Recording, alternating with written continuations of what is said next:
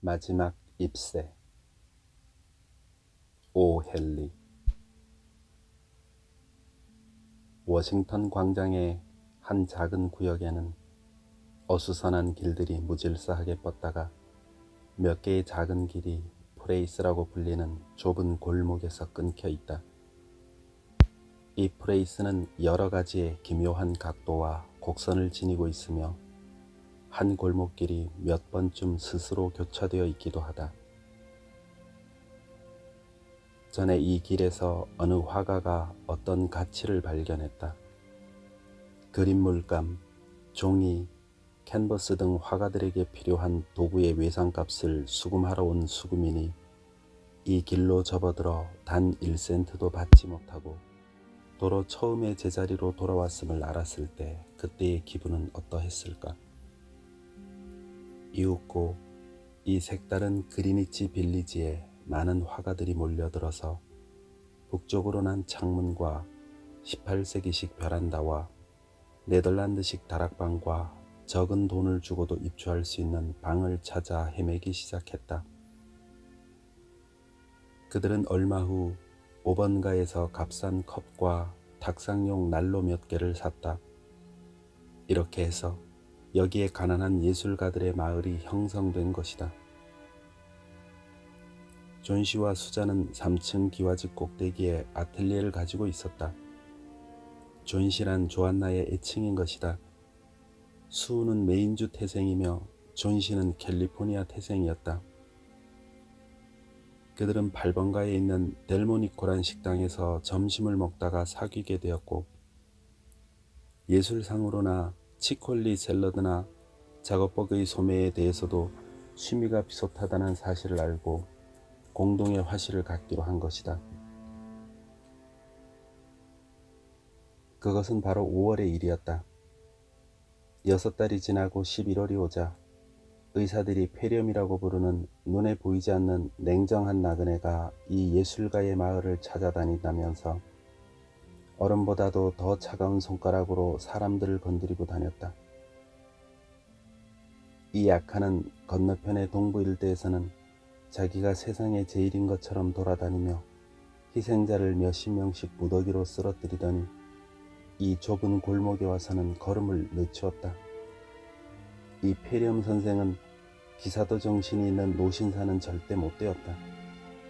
캘리포니아의 부드러운 바람으로 핏기가 가신 꼬마 처녀 존 씨는 피투성이의 주먹을 움켜쥔 이 늙은 사기꾼에게 정면에서 공격을 걸 만한 상대가 되지 못했다. 그런데 그 늙은이는 자신에 넘쳐 존 씨에게 덤벼든 것이다. 존 씨는 꼼짝도 하지 못하고 페인트 칠을 한 침대에 누워 작은 네덜란드식 유리창으로 창조차 없는 이웃 벽돌집의 벽을 쳐다보고 있을 뿐이었다. 그러던 어느 날 아침 몹시 바빠 보이는 의사가 흰 눈썹으로 신호를 보내 수를 복도로 불러냈다. 그녀가 살 가망성은 너무나 희박해요. 18중 1할의 가망밖에 없는. 그는 체온계의 순을 털어내려보내면서 말했다. 그 1할도 그 처녀가 살고 싶다고 발버둥 칠 때 한해서 가능한 거요. 지금처럼 죽음을 기다리기만 한다면 어떤 치료도 소용이 없어. 지금 당신의 친구는 완전히 낙담을 하고 있어. 기분을 돌리게 할 수 있다면 좋을 텐데. 선생님, 그 애는 언젠가 나폴리의 해변을 그리고 싶다고 말한 적이 있어요.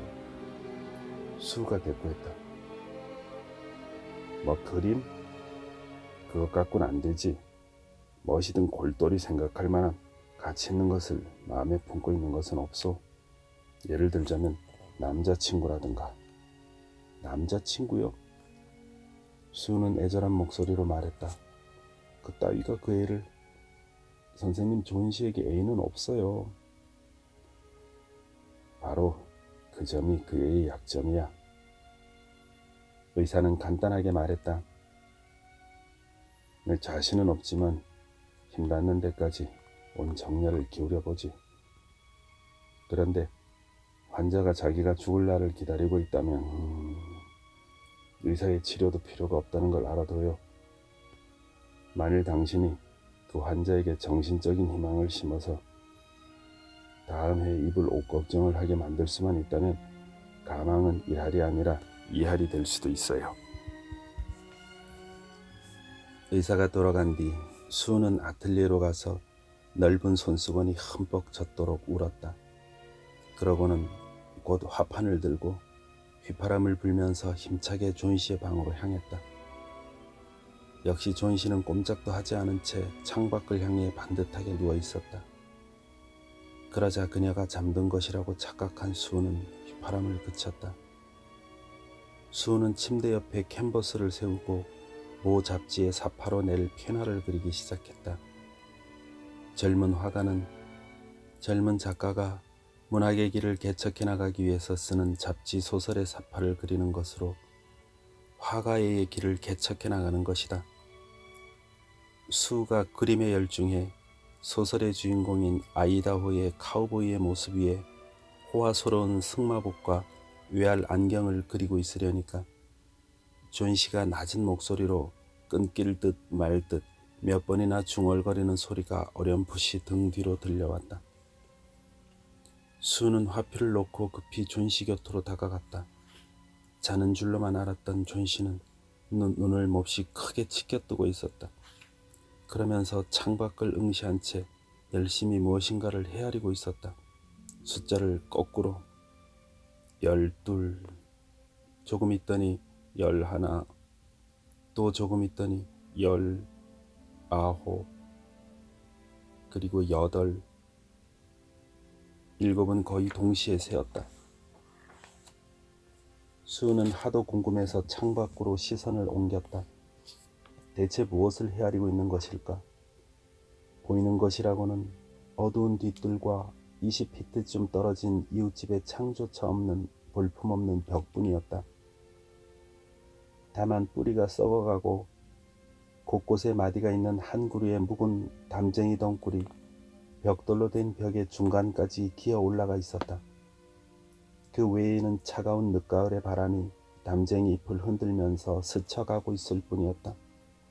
존 씨, 뭘 보는 거야? 수가 궁금함을 견디지 못하고 물었다. 6. 그러나 존 씨는 아무 대답도 하지 않고 계속 숫자를 헤아린다. 수, 떨어지는 속도가 점점 빨라지고 있어. 사흘 전에는 거의 100개쯤 매달려 있었어. 헤아리기도 어려울 정도였지. 하지만 몇 개 남지 않은 지금은 몹시 편해. 어머, 또 떨어지잖아. 이제 겨우 5개가 남아 있을 뿐이야. 5개? 대체 뭐가 5개라는 거야? 제발 4개도 가르쳐줘. 잎사귀야. 담쟁이 덩굴에 마지막 한 잎이 떨어지면 나도 숨을 거두게 될 거야. 난 오래전부터 그걸 굳게 믿고 있었어. 의사가 그렇게 말하지 않아? 그러자 수는 꾸짖듯이 말했다. 담쟁이 잎과 병이 무슨 상관이 있는 거야. 더구나 넌 담쟁이를 평소 좋아했었지. 하지만 그런 바보 같은 소리는 하는 게 아니야.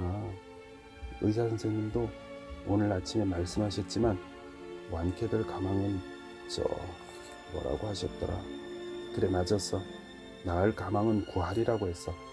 그러니 이 뉴욕에서 차를 탄다거나 신축 공사장 밑을 걸어가는 사람의 사망 확률과 거의 같은 거야. 그러니 수프를 좀 마시고 힘을 내. 그리고 나와 함께 그림을 그리는 거야. 지금 내가 그리는 그림이 완성되면 잡지 회사로부터 돈을 받아가지고 아픈 너에게 포도주를 사다 주고 먹보인 나도 고기를 사다 먹을 수 있을 거야. 그렇지만 이제 그런 짓을 할 필요가 없어. 존 씨는 관심이 없다는 태도로 창밖을 바라보며 말했다. 또 한 잎이 떨어지고 있어. 이제 겨우 4개가 남았을 뿐이야. 어두워지기 전에 마지막 한 잎이 떨어지는 것을 직접 눈으로 확인하고 싶어. 그러면 그와 동시에 나도 가는 거야. 존 씨의 말을 들은 수은은 안타까운 마음을 어떻게 갈피를 잡을 수가 없었다. 존 씨, 내가 그림을 다 그릴 때까지 눈을 감고 창밖을 보지 않겠다는 약속을 해주지 않겠어? 내일까지는 꼭 이 그림을 갖다 주어야 하는데. 화내야 그림을 그리지. 그렇지만 않으면 커튼을 쳐버리겠는데. 안 돼. 커튼을 내리지 마. 다른 방에서 그리면 되잖아. 그렇지만 난 네 곁에서 일하고 싶은걸. 그러자 존 씨는 할 수 없는 듯 기어들어가는 목소리로 말했다. 그럼 그림이 완성되면 곧 알려줘. 존 씨는 창백한 얼굴로 눈을 꼭 감은 채 쓰러진 고목처럼 꼼짝도 않고 누워 있었다. 난 마지막 잎새가 떨어지는 것을 꼭 보고 싶어. 이젠 기다림에 지쳤단 말이야. 생각하는 것도 지겨워. 나는 모든 집착에서 풀려나 가엾게도 지쳐버린 저 나뭇잎처럼 영원히 헤어나지 못할 곳으로 떨어지고 싶어. 존씨, 한 잠 푹 자. 수은은 조용히 타이르고 다시 말을 이었다. 나는 그동안 범한 씨를 만나 나이 먹은 광부의 모델이 되어달라고 부탁을 해야 돼. 곧 올라올 테니 그때까지 일어나면 안 돼. 범한 노인은 그들의 아래층에서 살고 있는 화가였다. 나이는 60이 넘었고 미켈란젤로의 작품 모세상에서 볼 수 있는 긴 수염이 얼굴을 덮고 있었으며 피부는 탄력이 없었다. 범한은 이를테면 예술의 낙오자라고 할 수가 있었다. 40년 동안이나 붓과 함께 살아왔으나 정상의 자리는커녕 그 주위조차도 가지 못한 신세였다. 언제나 입버릇처럼 죽기 전에 걸작을 그리겠노라고 장담은 하지만 한 번도 그런 것에 손을 댄 적이 없었다. 기껏해야 상업용이나 광고용의 엉터리 그림을 그리는 것이 고작이었다. 그러한 그는 최근 직업 모델을 고용할 수 없는 예술가 마을의 젊은 화가들의 모델이 되어주는 것으로 근근히 생활을 하고 있었다. 그는 어디에서든 무턱대고 술을 마시고 여전히 미래의 걸작을 장담하는 것이다. 그 밖의 특징이라면 그는 키가 작달막하기는 하나 기골이 강한 노인으로 남의 나약함을 매우 비웃어댔으며 위층의 아텔리에에 있는 두 젊은 화가를 지켜주는 특별한 개로 자인하고 있었다. 수우가 내려가니 노인은 어두컴컴한 아래층 방에서 술 냄새를 지독히 풍기고 있었다. 방 한 구석에는 아무것도 그려져 있지 않은 캔버스가 세워져 있었는데 이 캔버스는 그곳에서 걸작의 최초의 붓이 되기를 25년 동안이나 기다리고 있었다. 수우는 존 씨의 터무니없는 공상을 노인에게 말하고 이 세상에 집착하는 그녀의 가냘픈 힘이 좀 더 약해지면 그녀는 실제로 나뭇잎처럼 가볍게 날아가 버릴지도 모른다고 걱정했다. 범한 노인은 알코올에 의하여 벌겋게 충혈된 눈에 눈물을 글썽이면서 존 씨의 바보스러운 공상에 경멸과 조롱을 마구 퍼부었다. 그따위 거지 같은 담쟁이 잎이 떨어지면 자기도 죽는다니 그런 바보 같은 소리는 왜 해? 난 지금까지 그처럼 어처구니 없는 말을 들은 적은 한 번도 없어. 이제부터 그런 바보의 모델은 아무래도 그만둬야겠군. 왜 그런 어리석은 생각을 하게 만들었지? 정말 한심한 아가씨들이군. 그 애는 병이 심해서 신경이 허약해져 있으니까요. 이제 조이 씨는 수는 울먹였다. 열 때문에 정신이 혼란해져서 여러 가지 이상한 망상을 하는 거예요. 범한 씨, 제 모델이 되어주고 싶은 마음이 없다면 할 수 없죠. 그렇지만 왜 그런 심술을 부려야 하나요? 이런 제길 내가 아가씨의 모델을 거부하겠다고 했나? 자, 가자고. 나도 함께 갈 테니까. 나는 반시간 전부터 아가씨의 모델이 되겠다고 말하려던 참이었어. 정말이야. 그리고 이런 곳은 존씨 아가씨처럼 선량한 사람이 누워있을 때가 아니야. 언젠가는 나도 걸작을 그릴 거야. 그때는 내가 아가씨들 데리고 이것을 떠날 거야. 그들이 위층에 올라갔을 때 존씨는 세상 모르고 잠에 취해 있었다. 수는 커튼을 내리고 범한 노인과 옆방으로 건너갔다.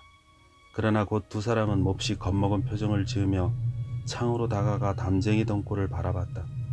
순간 두 사람은 아무 말도 없이 서로의 얼굴을 응시했다. 밖에는 눈이 섞인 차가운 비가 줄기차게 퍼붓고 있었다. 범아는 낡아서 거의 입을 수 없을 정도로 바랜 감색 셔츠를 입고 바위 대신 큰 냄비를 엎어놓고 그 위에 걸터 앉아 광부의 포즈를 취하고 있었다. 이튿날 아침 수가 잠을 깨어 일어나니 존씨는 힘없는 눈을 크게 뜨고 내려져 있는 커튼을 뚫어지게 바라보고 있었다. 수, 제발 커튼을 올려줘. 밖을 보고 싶어서 견딜 수가 없을 지경이야. 그녀는 속삭이는 듯한 목소리로 부탁했다. 수는 거절을 할 수가 없어서 시키는 대로 했다. 그런데 이게 어찌된 일인가? 돌멩이가 떨어지는 듯했던 빗발과 거세게 불어대는 바람이 밤새 계속되었는데도 줄기에 매달려 있는 마지막 한 잎이 있었다. 줄기 가까이는 아직 짙은 녹색이었지만 톱날 같은 언저리는 벌써 누렇게 마른 잎이 땅에서 20피트쯤 되는 거리에 간신히 매달려 있었다. 그것을 본 존씨가 말했다. 이제는 한 잎만이 남았군. 마지막 잎새야. 밤사이에 틀림없이 떨어졌을 거라고 생각했었는데 바람이 몹시 세게 불었거든. 오늘은 틀림없이 저 한 잎마저 떨어지고 말 거야. 그러면 나도 떨어지는 잎새를 따라서. 그러자 수는 피로한 얼굴을 베게 대고 조용히 말했다. 왜 그토록 잔인한 생각만 할까? 자기 생각을 하기 싫다면 조금이라도 나를 생각해줘. 만일 내 말대로라면 난 어쩌라고. 그러나 존씨는 여전히 마지막 잎새만 바라보고 있을 뿐 한마디의 대꾸도 하지 않았다. 멀고 신비스러운 나그네 길을 나설 각오를 한 인간의 혼처럼 고독한 것은 없다. 그녀를 우정이나 세상과 연결시키고 있는 굴레가 하나하나 풀려감에 따라 그 터무니없는 공상이 더 한층 강하게 그녀를 사로잡는 것처럼 여겨졌다. 그날이 지나고 저녁이 되어도 그 외톨박이 마지막 잎새는 여전히 동굴에 매달려 있었다. 이윽고 밤이 되자 어김없이 북풍이 몰아쳤다. 비도 여전히 창을 두드려서 낮은 지붕의 추녀에서는 물방울이 계속 떨어지고 있었다. 날이 새자 얼굴이 몇 배나 창백해진 존씨는 수의 마음은 전혀 아랑곳하지 않고 커튼을 올리라고 명령했다. 담쟁이 잎은 그때까지도 여전히 매달려 있었다. 존씨는 누운 채 한동안 그것을 바라보고 있었다. 그러다가 가스 스토브에서 치킨 스프를 끓이고 있는 수를 불렀다. 수, 내가 몹시 나쁜 애였나 봐. 내 생각이 잘못된 것이란 걸 알리려고 누군가가 저 마지막 잎새를 떨어지지 않게 하고 있는 걸 거야. 내가 죽고 싶다는 생각을 했다니. 정말 난 영원히 용서받지 못할 거야. 수, 난 스프를 먹고 싶어. 그리고 포도주를 탄 우유도. 아니야, 그보다도 화장을 할 수 있도록 거울을 먼저 가져다 줘. 그리고 날 부축해서 좀 앉혀줘. 이제 누워있는 것이 몹시 지겨워졌어. 그로부터 약 1시간이 지난 뒤 존씨가 다시 입을 열었다. 수, 이제 나도 나폴리 해변을 그려야겠어. 오후에 의사가 왔다. 그가 떠나자 수는 딴 볼 일이 있는 양 따라 나섰다. 이제 살 가망은 반반이오. 의사는 수의 가냘픈 떨리는 손을 쥐면서 말했다. 당신의 극진한 간호가 보람을 보게 되었어. 이제 아래층에 환자를 보러 가야겠어. 이름이 범안이라는 그도 화가인 모양이오. 역시 폐렴인데 늙고 쇠약한 데다가 증세가 대단합니다. 가망은 없지만 좀 편안하게나 해주기 위해 오늘 입원을 시키려고요. 다음날 의사가 수에게 이렇게 말했다. 이제 위험은 벗어났어. 당신의 승려. 이제 잘 먹고 간호만 잘 받으면 아무 염려 없어. 그리고 그날 오후 존씨가 침대에 누워서 파란색 양모 쇼를 만족스러운 듯 짜고 있자 수가 다가와 베개째 그녀를 쌓아안고 나지막하게 속삭였다. 존씨, 잠깐 할 얘기가 있어. 뭔데?